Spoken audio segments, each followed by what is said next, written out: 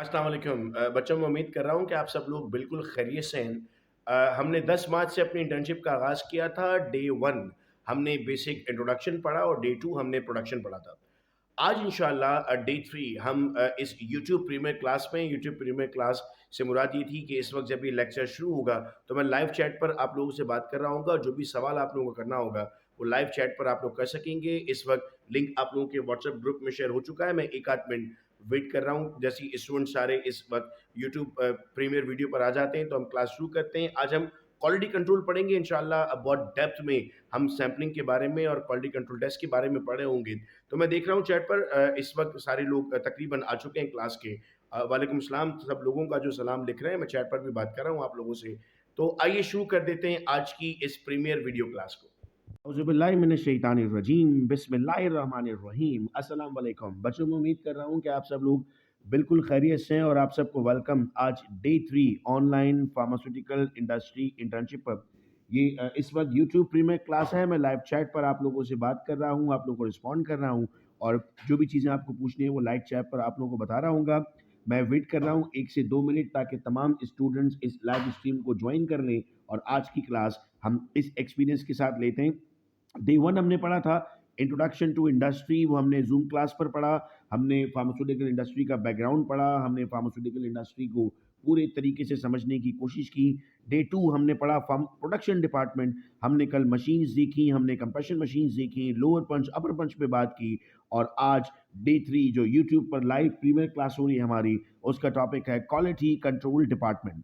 अगर वो लोग जो इसे डायरेक्ट देख रहे हैं आज यूट्यूब प्रीमियर वीडियो पर, चूंकि जितने सब्सक्राइबर्स हैं उनके बाद नोटिफिकेशन गया होगा और उन्होंने ज्वाइन कर लिया पढ़ने की नीयत से इस लेक्चर को, तो याद रहे बेटा कि बैच 2 हम स्टार्ट कर रहे हैं 10th ऑफ मार्च से इसी इंटर्नशिप का, जिसमें दोबारा से पूरी इंटर्नशिप कराई जाएगी और जूम क्लासेस के एक्सेस मिलेंगे आप लोगों को। अगर आप डिटेल्स लेना चाहते हैं तो आप 0333 22243031 पर रब्ता कर सकते हैं। वालेकुम सलाम उन तमाम लोगों को जो इस वक्त मुझे चैट पर सलाम लिख रहे हैं और मैं चैट पर आप लोगों से कोऑर्डिनेट कर रहा हूं। और आज हम पढ़ने जा रहे हैं क्वालिटी कंट्रोल डिपार्टमेंट को। मैं जो क्वालिटी कंट्रोल डिपार्टमेंट आपको पढ़ाऊंगा वो क्वालिटी कंट्रोल डिपार्टमेंट की बुनियाद से आपको लेकर चलूंगा कि क्वालिटी कंट्रोल का मतलब क्या है और क्वालिटी कहते किसको है। हम कहेंगे सर क्वालिटी कंट्रोल एक ऐसा प्रोसेस है जो आपके प्रोडक्ट की क्वालिटी को रिव्यू करता है प्रोडक्शन के बाद। देखो दवा बन गई, दवा बनने के बाद ये कैसे पता चलेगा कि दवा ठीक थी, तो उसकी क्वालिटी को चेक करना होगा। हम कहते हैं सर, शायद आपने ये नाम सुना होगा ISO, अक्सर लिखा हुआ भी होता है, ये दिल पसंद पे भी लिखा हुआ होता है, यूनाइटेड पे लिखा हुआ होता है ISO सर्टिफाइड। तो ये ISO का मतलब होता है किसी भी चीज़ की कोई भी प्रोडक्ट, देखो ज़रूरी नहीं है क्वालिटी दवा की हो, हर चीज़ क्वालिटी होती है, पेन की भी क्वालिटी होती है। तो वो डिफाइन करता है it's a part of quality management focus on fulfilling quality requirement. आपको क्वालिटी रिक्वायरमेंट को पूरा करना होता है और ऐसी दवा बनाकर देनी होती है जो दवा पेशेंट ठीक से यूज़ कर सके। इसका एक फॉर्मूला होता है। जो लोग क्वालिटी कंट्रोल डिपार्टमेंट में इंटरव्यूज़ के लिए जाते हैं ना, आप समझ रहे होते हैं वो पूछेगा QC में कौन कौन सी टेस्टिंग होती है। ये तो और बच्चा बता देता है कौन कौन सी टेस्टिंग होती है। वो आपसे पूछता है क्वालिटी कैलकुलेट करने का फॉर्मूला क्या है। अब इधर आप फंस जाते हो कि यार ये तो हमने पढ़ा ही नहीं था। हम इस इंटर्नशिप में डे 1 से ये चीज़ें तो पढ़ते आ रहे हैं कि कोई नई चीज़ हमारे सामने आ जाए जो इससे पहले हमने ना पढ़ी हो। हम कहते हैं सर फॉर्मूला होता है हमारे पास Q is equal to P upon T। That is Q is quality, P is performance and T is expectation. आप कहते हैं सर आपके जो मतलब इसी सिंपल मैं आपको कहूँ तो ये एफिशिएंसी का फॉर्मूला बन गया ना। एफिशिएंसी का फॉर्मूला क्या बन जाता है आपके पास? Output upon input. तो आउटपुट अपॉन इनपुट आपके पास मल्टीप्लाई बाय 100 आप करते हो तो एफिशिएंसी आ जाती है। सेम मैं क्वालिटी कह रहा हूँ कि आपको मिला क्या, आपने एक्सपेक्ट क्या किया था। सपोज कीजिए मैं आपको कहता हूँ कि एक दवा है, उसका आपने जो डोज डाला है वो 100% डाला है और आपको उससे जो रिजल्ट मिल रहे हैं वो 99% मिल रहे हैं। तो आपकी क्वालिटी कितनी हो गई ड्रग की? 99% हो गई। ये तो परसेंटेज में मैंने आपको बताया। अब मैं आपको कहता हूं आपने दवा ली थी 200 मिलीग्राम और आपको वो दवा उसके अंदर टेस्टिंग के बाद मिली 180 मिलीग्राम। तो आपका जो प्रोडक्ट था वो उसकी क्वालिटी कितनी थी? उसकी क्वालिटी 90% थी। तो मैं किसी भी प्रोडक्ट की क्वालिटी कैलकुलेट कर सकता हूँ। फॉर्मूला इस्तेमाल होगा Q is equal to P upon T। मैं उम्मीद कर रहा हूँ मेरे बच्चों के ये फॉर्मूला आप सब लोगों को समझ में आया और इस फॉर्मूला को हम यूज़ करेंगे। चैट पर हम सब लोग एक्टिव रहें। मैं इस वक्त चैट्स आपकी देख रहा हूँ और लाइव चैट पर आप लोगों से कम्युनिकेट भी कर रहा हूँ, और आज यूट्यूब की क्लास का फीडबैक भी आपसे लूँगा कि कैसा आपको समझ में आया यूट्यूब की क्लास पर। चूँकि हम ज़ूम और यूट्यूब लाइव का कॉम्बिनेशन कर रहे होंगे, लाइव क्लास इसलिए हो रही होती है कि कोई भी सवाल आपको पूछना है तो देन एंड देयर मैं आपको रिस्पॉन्ड कर पाता हूँ। नाउ क्वालिटी कंट्रोल एक ऐसा प्रोसेस है जिससे हम अपना बिजनेस इंप्रूव कर सकते हैं। डेफिनेटली क्वालिटी कंट्रोल किया क्यों जाता है? सवाल होता है what is the purpose of quality control? हम कहते हैं एंड यूजर फीडबैक अच्छा होगा। देखो, मैं आपकी क्लास लेता हूँ ना, तो मैं इस क्लास को मुकम्मल होने के लिए क्या कुछ कर रहा होता हूँ। मैं मटेरियल लेता हूँ, मैं वॉइस की अवेलेबिलिटी देखता हूँ। सपोज़ करो मैं ये इस वक़्त ये रिकॉर्ड कर रहा होता और मेरे सामने मटेरियल ना होता, खाली मेरा फेस आ रहा होता और मैं ये सब बोल रहा होता, आपको उतना एफ़िशिएंट समझ में ना आता। सपोज़ करो कि लाइट डिम होती, आपको इतना एफ़िशिएंट समझ में ना आता। सपोज़ करो कि मेरे पास कुछ भी टेक्स्ट मौजूद ना होता और सिर्फ़ आपको वर्बली ये नज़र आ रहा होता आपको इस तरह, और मैं आपको पढ़ा रहा होता, तो आपको अच्छा समझ में नहीं आता। मैं आपको एक्सप्लेन करने के लिए ये तमाम चीज़ें कर रहा होता हूँ ताकि मेरा एंड यूज़र जो फीडबैक्स दे वो अच्छे हों। मुझे जो फीडबैक्स मिलते हैं ना आप लोगों से, वो मेरे लिए फ्यूल होते हैं। मैं बहुत खुश होता हूँ, मैं डिस्कस करता हूँ जब लोगों से, तो मुझे रिसेंटली एक स्टूडेंट ने फीडबैक दिया कि हमने 5 साल यूनिवर्सिटी कंप्लीट कर ली लेकिन ये बातें हमें नहीं बताई गईं। अफ़सोस इस बात पर हुआ कि यूनिवर्सिटी कंप्लीट हो गई, पता चलना चाहिए था। खुशी इस बात पर हुई कि मैं जो कंटेंट प्रोवाइड कर रहा हूँ, वो कंटेंट कितना अच्छा कंटेंट था, जो मैं अपने स्टूडेंट्स को प्रोवाइड कर रहा हूँ। So next provision of information. अब ज़ाहिर है कोई हम यहाँ पर करते हैं मिनिस्ट्री ऑफ हेल्थ। डेफिनेटली जब हम फार्मेसी की बात करते हैं बेटा, तो हमारे पास आता है DRAP, drug regulatory authority of Pakistan. वो आपको कुछ रेगुलेशंस देता है, आपको पूरी करनी होती है। मैन्युफैक्चरिंग प्रोसेसेस एंड शिपमेंट, इसमें हमारे लिए बेटा जो पार्ट होता है वो जीएमपी होता है, that is good manufacturing practices, जिसमें हम एक सीजीएमपी भी लगाते हैं, that is current good manufacturing practices. Raw material जो आपके पास आ रहा है, अब मैं यहाँ पर आपको समझाता हूँ क्वालिटी कंट्रोल करता क्या है एक फार्मास्यूटिकल कंपनी में। क्वालिटी कंट्रोल में आपके पास रॉ मटेरियल आया, रॉ मटेरियल कौन कौन से होते हैं सर? रॉ मटेरियल की दो टाइप्स हैं, जिनको हम नाम देते हैं एक्सीपियंट्स और इसको हम नाम देते हैं एपीआई। अब एक्सीपेंट कितना आता है सर? एक्सीपेंट हज़ारों केजीज़ में आता है, कोई 1-2 किलो तो नहीं आता। सपोज़ कीजिए एक्सीपेंट आया बेटा आपके पास 500 यूनिट कार्टन्स, 500 बॉक्सेस।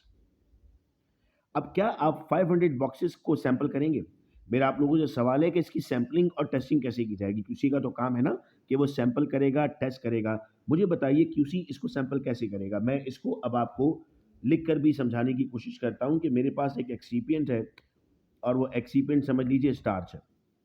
ये स्टार्च मेरी इंडस्ट्री में इस वक्त एंटर हुआ, तो जैसे ही स्टार्च इंडस्ट्री के अंदर एंटर हुआ, सबसे पहले इसको किया जाएगा क्वारंटाइन, इसको क्वारंटीन भी कहते हैं।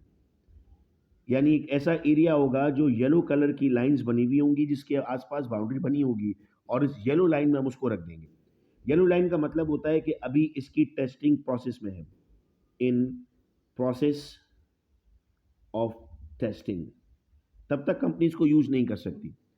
इधर येलो लाइन में होती है सैंपलिंग। मेरा सवाल आपसे ये है कि स्टार्च के 500 बॉक्सेस आए हैं, आप उसमें से कितने टेस्ट करेंगे और क्यों? आप लोगों को स्टैट्स पढ़ाई गई होगी, आप लोगों को मैथ्स पढ़ाई गई होगी। उस स्टैट और उस मैथ्स का क्या रोल था फार्मेसी में? अगर मैं वो इस वक्त आपसे चैट पे पूछूं तो मुझे बताइए, और मैं चैट्स आपकी देख रहा हूं कि इसका क्या क्या फ़ायदा था।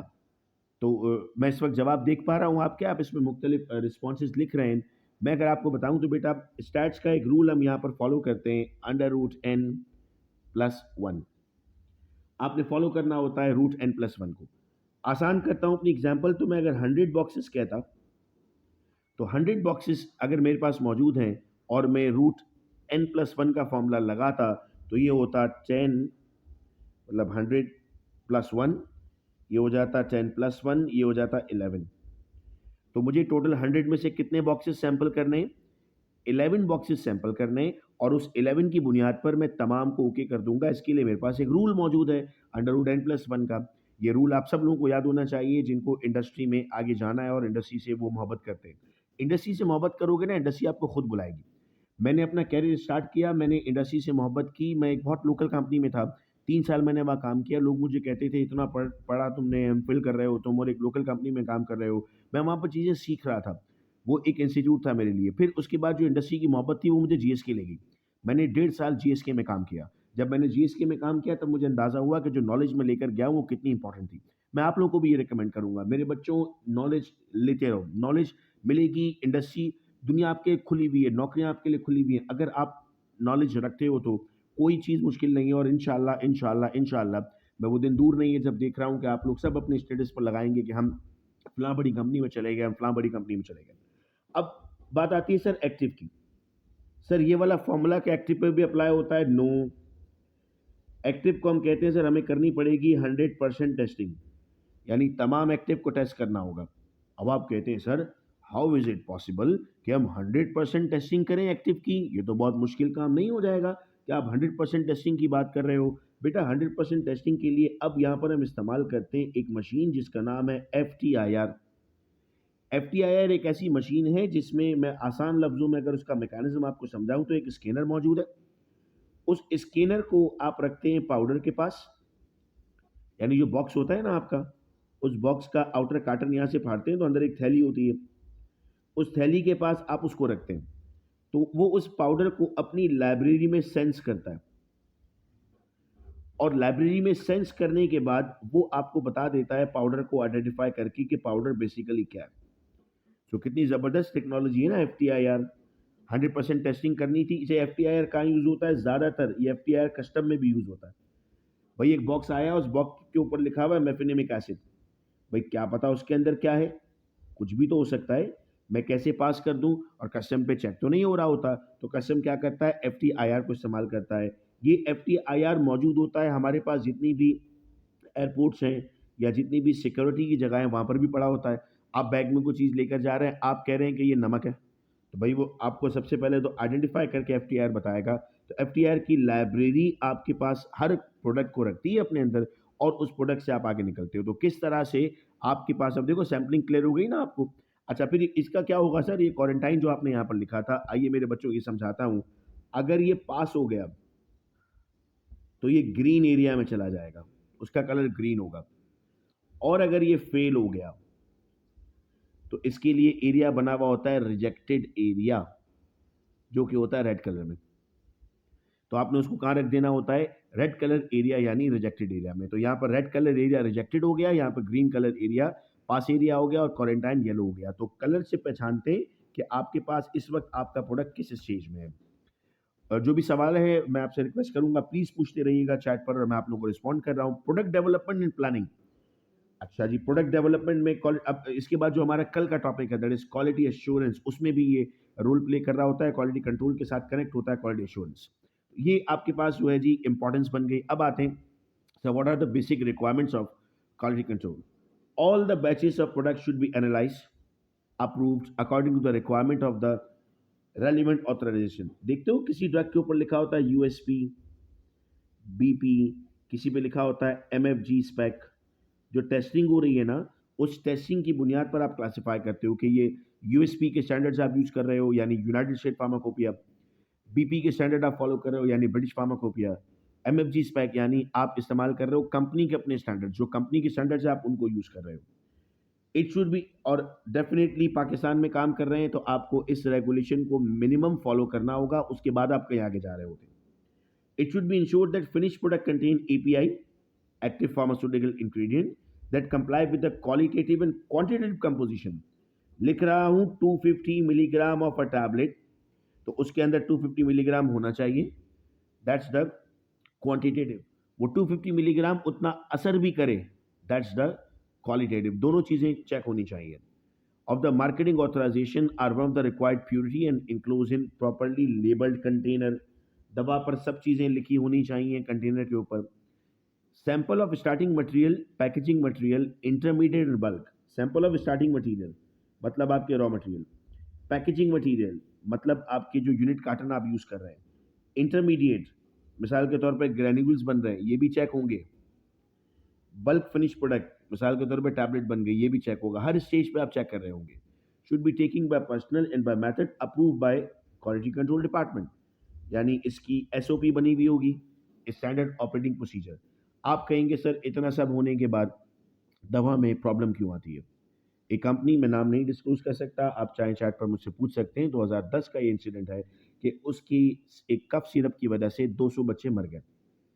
सर इतनी सारी स्ट्रिक्ट कंट्रोल्स के बाद 200 बच्चे कैसे मर गए? देखो अगर आप सही काम नहीं करोगे ना ईमानदारी से, तो कहीं न कहीं नुकसान उठाओगे। उस वक़्त हुआ ये था कि किसी ने चेक नहीं किया था। सबने भरोसा किया कि नहीं सही है, सही है, सही है, सही है, सही है। प्रोडक्शन वाले ने वेयरहाउस पे भरोसा किया, क्वालिटी कंट्रोल ने प्रोडक्शन पे भरोसा किया, क्वालिटी एश्योरेंस ने भरोसा नहीं होता। आप जो दवा बना रहे हैं, आप बना रहे हैं, आपका भाई बना रहा है, आपकी बहन बना रही है, भरोसा नहीं करना होता आपको। आपको चेक करना है उसको, उसकी गलती को पकड़ना है। क्योंकि अल्टीमेटली फिर वो आगे जाएगा पेशेंट के पास और पेशेंट अगर सफ़र करता है, तो फिर आप समझ सकते हैं कि कितना नुकसान होगा। देन से सफिशिएंट फैसिलिटी, चीज़ें मौजूद हों भई काम करने के लिए। ट्रेन्ड पर्सन, बंदे को काम करना आता हो। काम करना आता हो बहुत बड़ी स्टोरी है। आप लोगों को मैं इसके बाद जो कोर्स प्लान कर रहा हूँ, वो इंस्ट्रूमेंटेशन का प्लान कर रहा हूँ। एचपीएलसी, यूवी, स्पेक्ट्रोफोटोमीटर ये मुझे पढ़ाना है आप लोगों को। अच्छे से पढ़ाना है जैसे इंडस्ट्री में पढ़ते हैं। उस इसकी प्लानिंग मेरी चल रही है। मैं ये चाह रहा हूँ कि हम एक छोटा-सा स्टडी ग्रुप बना लें। उस स्टडी ग्रुप में हम हर 2 महीने बाद एक छोटा-सा कोर्स लॉन्च कर दें 10 दिन का। हम 10-10 दिन की इन्वेस्टमेंट अपने ऊपर करते रहें। 1 साल में हम हर टॉपिक में मुझे जो आता है मैं अपने साथ कहाँ लेकर जाऊँगा? मैं मुझे अगर कुछ हो गया आज रात मेरी आँखें अगर बंद हो गई, कल मैं इस दुनिया में नहीं रहा, तो ये सारी इन्फॉर्मेशन जो मेरे पास है, ये तो मेरे साथ चली जाएगी। तो मैं ये नहीं चाहता, मैं चाहता हूँ मेरी इन्फॉर्मेशन आप सब लोगों तक भरपूर पहुँचना शुरू हो जाए, आप सब लोगों तक ये इन्फॉर्मेशन पहुँचे। अप्रूव प्रोसीजर हो भाई, कैसे सैंपलिंग करनी है, टेस्टिंग कैसे करनी है, पैकिंग मटेरियल को टेस्ट कैसे करना है, इंटरमीडिएट यानी ग्रैन्यूल को कैसे टेस्ट करना है, तो मेथड बने हुए हों और वैलिडेट हो। तो वैलिडेट का मतलब क्या होता है सर? वैलिडेट का मतलब होता है चेक किए हों कि सही भी है, नहीं है। पता लगा कि आपने मेथड बना के रख दिए, वो फॉलो ही नहीं होते, तो वो वैलिडेटेड नहीं होंगी। Very important, record should be maintain. मैं आपको अगर यहाँ पर समझाऊँ बेटा, तो क्यूसी का डॉक्यूमेंट बैच की एक्सपायरी के 2 साल बाद तक पड़ा रहता है। या तो मैनुअली हो या फिर आप उसको किसी कंप्यूटर में डाल के रखें, लेकिन रिकॉर्ड अपने पास रखेंगे। रिकॉर्ड इसलिए होता है कि दवा चली गई ना जब, तो दवा जाने के बाद उस पे अगर कोई कंप्लेन आती है मार्केट से, तो रिकॉर्ड खोल के चेक किया जाता है कि क्या-क्या चीज़ें थी। अच्छा, रिकॉर्ड की जब बात आती है ना, तो मैं आपको एक और चीज़ पढ़ाता हूँ बड़ी इंटरेस्टिंग। इसको हम कहते हैं अल्कोआ। अल्कोआ होता है attributable, legible, contemporaneous, original and accurate. आपका डेटा सही हो, रियल टाइम लिखा हो, आपका डेटा पढ़ने में आ रहा हो, आपका डेटा में बुध को किया तो बुध लिखना है, 9 बजे किया तो 9 बजे लिखना है। जुमेरात को बैठकर बुध का डेटा नहीं भरना। डेटा ओरिजिनल हो और डेटा सही हो, एक्यूरेट हो। ये कहलाता है अल्कोवा। ये है आपके पास जो प्रिंसिपल मैंने आपको पढ़ा, ये कहलाता है डेटा इंटेग्रिटी। ये डेटा इंटेग्रिटी के प्रिंसिपल्स हैं, अल्कोवा। तो डेटा इंटेग्रिटी इंटेग्रिटी देखो बहुत ज़रूरी है। अ, हम आप असाइनमेंट्स बनाते हो, आपके असाइनमेंट वो हमारे पास बेटा अल्कोआ के प्रिंसिपल्स पे नहीं होते और आपकी आदत यहीं से ख़राब होती है। आप क्या करते हैं, किसी दोस्त का असाइनमेंट लेते हैं, उसकी हेडिंग वेडिंग चेंज करते हैं और आगे लेकर जाते हैं। आपकी डेटा इंटीग्रिटी नहीं बचती। जब आपकी डेटा इंटीग्रिटी नहीं है, तो आप ट्रस्ट खो बैठते हैं। इंडस्ट्री में भी आपने अगर ये आदत बना ली कि यार कौन देख रहा है मुझे, मैं डेटा लॉगर की जो एंट्रियाँ लिखनी है वो अपनी मर्ज़ी से लिख देता हूँ। यार कौन देख रहा है मुझे, मैं अपनी मर्ज़ी से टेस्टिंग नहीं करता, वेट वेरिएशन नहीं करता, डायरेक्ट लिख देता हूँ। ये करेंगे ना आप, तो इसका मतलब आप करप्शन कर रहे हैं और आप अल्कोआ को यानी डेटा इंटीग्रिटी को फॉलो नहीं कर रहे हैं, तो कहीं न कहीं इसका नुकसान डेफ़िनिटली आता है। फिर हम कहते हैं सर जो रिज़ल्ट है ना उनको ठीक तरीके से लिखना, जिसमें मैंने आपको अभी ये समझाया। नाउ क्वालिटी कंट्रोल टूल्स क्या होंगे? कैसे क्वालिटी एनहांस होगी? चेकलिस्ट। चेकलिस्ट से हम चेक करते हैं कि जी हमारे पास जो काम हो रहा था, जैसे फॉर एग्ज़ाम्पल टेम्परेचर मॉनिटर करना है, ह्यूमिडिटी मॉनिटर करनी है, आपको कैलिब्रेशन करनी है इंस्ट्रूमेंट्स की, आपको वेट वेरिएशन करना है, तो उसकी चेकलिस्ट आपके पास होती है। फिश बोन डायग्राम बनती है। फिश बोन डायग्राम कैसी होती है? आप इस तरह बनाते हैं, सपोज़ कीजिए आपने कहा कि मौजूद है बैलेंस, फिर आपने कहा बैलेंस की करनी है कैलिब्रेशन, फिर आपने कहा कैलिब्रेशन 2 तरह से हो सकती है, डिजिटल करें या मैनुअल करें। इस तरह पूरा जो हायरार्की आपकी बनती है, उसको हम नाम देते हैं फिश बोन एनालिसिस का। कंट्रोल चार्ट्स बनते हैं ताकि आपको अंदाज़ा होता रहे कि अगर ये प्रॉब्लम हुई तो ये करना होगा, ये प्रॉब्लम हुई तो ये करना होगा। इस तरह डिफरेंट चार्ट्स की एग्जांपल है stratification, Pareto chart, histogram, scatter diagram. ये सब कुछ किधर आता है? ये सब कुछ आपने पढ़ा अपने बायोस्टैट्स में और जो आपका कोर्स था कंप्यूटर, ये सब उसमें पढ़ा आपने। ये सब कॉम्बिनेशन था। तो इसको अच्छे से पढ़ना था आप लोगों को और अनफॉर्च्युनेटली शायद उस वक़्त हमने ये चीज़ें नहीं पढ़ी थी, लेकिन वक़्त नहीं गुज़रा होता बेटा। हम इन चीज़ों को अब भी पढ़ सकते हैं, स्ट्रैटिफ़िकेशन, पैरेटो चार्ट सब आपके एक्सेल पर मौजूद होता है। अब आइए मैं ज़रा हिस्ट्री पर लेकर आता हूँ आपको कि जी ज़रूरी क्यों था। The history of quality control is undoubtedly as old as industry itself. तो जो हमने कहा था मर्क पहली कंपनी जो दुनिया में बनी थी, दुनिया में आई थी केमिकल बनाने के लिए, फिर दवा बनाई, तब से उसकी डेफिनेटली क्वालिटी भी चेक हो रही थी। During the Middle Age, quality was to a large extent controlled by long period of training required by the guild. This training pride in workers for a quality of products. पहले बहुत बहुत वक्त लग रहा था, लेकिन अर्ली 19 सेंचुरी में हमने कहा कि सर हमारे पास कुछ नए स्टैंडर्ड्स आ गए जो जल्दी जल्दी भी टेस्टिंग कर देते हैं। जल्दी से मुराद था लीड टाइम कम होता है उनका, और बहुत फॉरन, जैसे मैंने अभी आपको बताया FTIR यूज़ हो रहा है। तो आपके पास अगर 1000 बॉक्स हैं तो आप 3 दिन में कर सकते हो, लेकिन अगर टेस्टिंग करने जाओगे तो आपको 3 साल लगेंगे उन 1000 बॉक्सेस की टेस्टिंग करने में। तो लीड टाइम हमारे पास जो कम हो रहा है वो भी इसी की वजह से था। फिर ये हमारे पास एक इस तरह का हायरार्किकल चार्ट बनता है क्वालिटी कंट्रोल परफॉर्मर, जिसको हम नाम देते हैं टोटल क्वालिटी मैनेजमेंट। आप लोगों ने QBD का अगर नाम सुना, तो QBD होता है हमारे पास quality by design. Quality by design का जो कॉन्सेप्ट प्रेजेंट किया वो FDA के इंस्ट्रक्टर थे doctor Ejaz Hussain. And we are very lucky and fortunate कि हमने इनसे डायरेक्ट QBD पढ़ा है। तो इन्होंने हमें क्वालिटी बाय डिज़ाइन पढ़ाया और हमें बताया कि कौन कौन से एरियाज़ हैं जहाँ पर क्वालिटी, मतलब QBD बहुत बड़ा टॉपिक है, सिर्फ नाम मैं आपको अभी बता रहा हूँ, लेकिन बेसिक आपको पता हो, नाम एटलीस्ट आपको पता हो। और ये आपको एरिया दे रहा है कि जी 1960 से 69 में क्या हुआ, 80s में क्या हुआ, और 90s से करंट क्या होता जा रहा है। Customer satisfaction, planning, change management system, society, quality awards मिलते हैं। आप अक्सर देखते हैं फलां फार्मा को क्वालिटी अवार्ड मिला, इस फार्मा को क्वालिटी अवार्ड मिला, इस फार्मा को क्वालिटी अवार्ड मिला, तो हम कहते हैं कि अच्छा ये सब इसके फ़वाइद हैं। बेनिफिट्स क्या है क्वालिटी कंट्रोल के? हम कहते हैं सर कंज्यूमर सेटिस्फाई रहेगा, प्रोडक्शन कॉस्ट आपकी कम होगी। अगर आप ठीक तरीके से सही काम करते हैं तो आपको ज़्यादा खर्चा नहीं आता प्रोडक्शन कॉस्ट में। आप अपनी रिसोर्स को यूटिलाइज़ करते हैं, जो चीज़ें आपके पास मौजूद हैं उनको प्रॉपर यूज़ करते हैं। चाइना क्यों इतना ज़्यादा एक्सेल करता है? वो कचरे से बिजली बना रहा है। आपका कचरा जो है वो लेकर जा रहा होता है।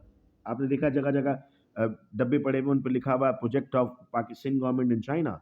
वो कचरा लेकर जा रहा है, बिजली बना रहा है उससे, तो उसकी क्वालिटी भी डेफिनिटली, उसके बाद पूरे प्रोसीजर्स पड़े हुए हैं ना, उसकी SOPs बनी हुई होंगी। Reduce inspection cost. अगर कोई आपको इंस्पेक्शन करता है तो उसको भी आप फौरी तौर पे क्लियर कर देते हो और सारी चीज़ें ठीक दिखा देते हो। मल्टीनेशनल कंपनीज़ में जो ऑडिट हो रहे होते हैं, उन ऑडिट्स को बहुत आसानी के साथ वो क्लियर कर रहे होते हैं। मैं उम्मीद कर रहा हूँ कि तमाम चीज़ें समझ में आ रही हैं, और चैट पर तो हम बात कर ही रहे हैं और आप देख रहे हैं कि वहाँ से भी जो रिस्पॉन्सेज़ मिलते जा रहे हैं, जो क्वेश्चन हो रहे हैं मैं वहाँ पर जवाब उनका आपको देता जा रहा हूँ। प्राइस फिक्सेशन, आप जो प्रोडक्ट मार्केट हो रहा है, product A and product B. Product A आपको 2 रुपए में मिल रहा है एक टैबलेट, प्रोडक्ट बी 3 रुपए में मिल रहा है। अगर उसकी क्वालिटी अच्छी है आप 3 रुपए का भी लेंगे, क्योंकि आपको पता है 2 रुपए में क्वालिटी नहीं मिल रही मुझे। तो अगर आप ये कहते हैं कि मेरा प्रोडक्ट महँगा है, तो उस महँगे प्रोडक्ट की फिर पीछे हमारे पास एरियाज़ भी जनरेट हो रहे होते हैं कि वो प्रोडक्ट क्यों महँगा है। तो ये मेरे बच्चों आज का हमारा टॉपिक था जिसको हमने पढ़ा, और थोड़ा-सा और मैं आगे लेकर जाऊँ, अगर अगर मैं आपको रिस्पॉन्सिबिलिटीज़ बताता हूँ एज़ पर WHO। अच्छा, ये सारे वो डॉक्यूमेंट्स हैं जो मैं पढ़ता रहता हूँ और मैं चाहूँगा कि मेरे बच्चे भी इनको पढ़ें और समझें।